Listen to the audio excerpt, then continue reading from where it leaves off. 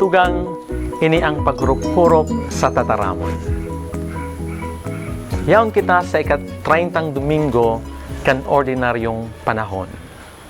Asin sa Domingong ini, inaalok kita kang simbahan na paghurup-hurupan ang istorya kan butang si Bartimeo asin kan sa tuyang kagurangnan na makukuan niya to sa Ebanghelyo na sinurat ni San Marcos, Kapitulo 10, versikulo 46 hasta 52. Ano ang mensahe na ipinapaabot sa satuya kang istorya ni Bartimeo asin kan satuyang kagurangnan?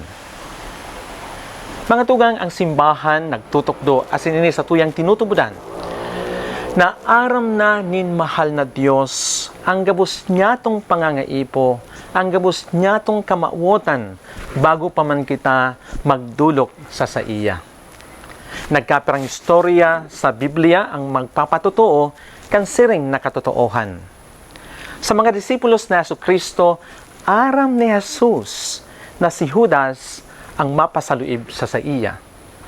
Bago pa man sinda maghilingan ni Natanael, aram ni Jesus kung yaon sain si Natanael.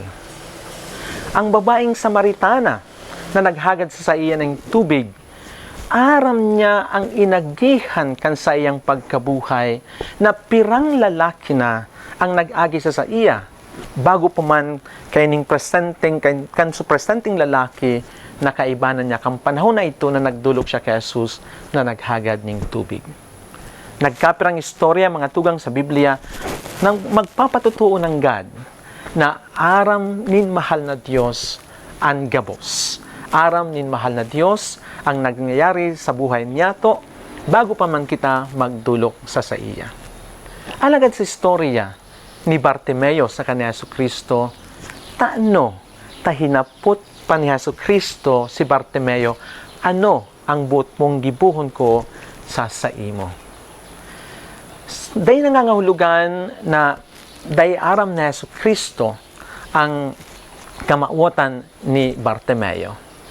Alagad, sa paghapot ni Jesucristo kung ano ang buot niyang gibuhon niya kay Bartimeo, buot niya lang ipreparar ni Bartimeo, bukasan ni Bartimeo ang sa iyang puso, ang sa iyang buhay sa biyaya, sa grasya na itatao nin mahal na Diyos sa iya.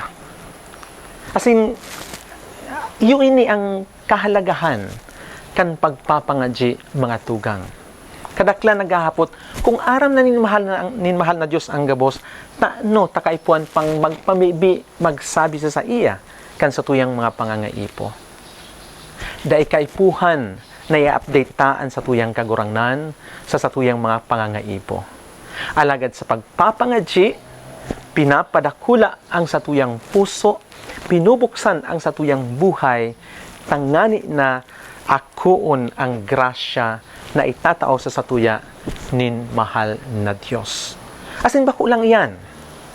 Sa pagkapot niya kay Bartimeo, nagtutubod ako na yaon man ang agyat ni Jesucristo kay Bartimeo kan sa iyang kasimbagan sa grasya na itatao sa iya nin mahal na Diyos.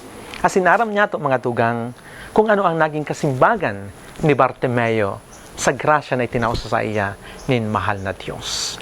Si Bartimeo suminunod sa dalan kan sa tuyang kagurangnan.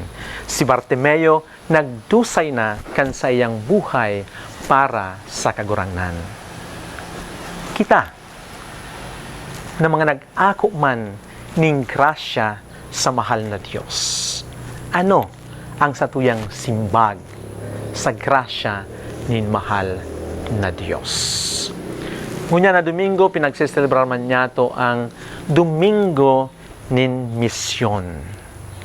Magayon na paghurup-hurupan niya to bilang kasimbagan sa mga grasya asin biyaya na itinawas sa tuyan nin mahal na Diyos. Ano ang mission na gusto mong panindugan, na gusto mong gipuhon para sa kagurangnan? Mga tugang na paghurup-hurupan niya to ang tataramon. Ang tataramon padagos na hinanyugon ta is sa buhay ta, ipasa ta.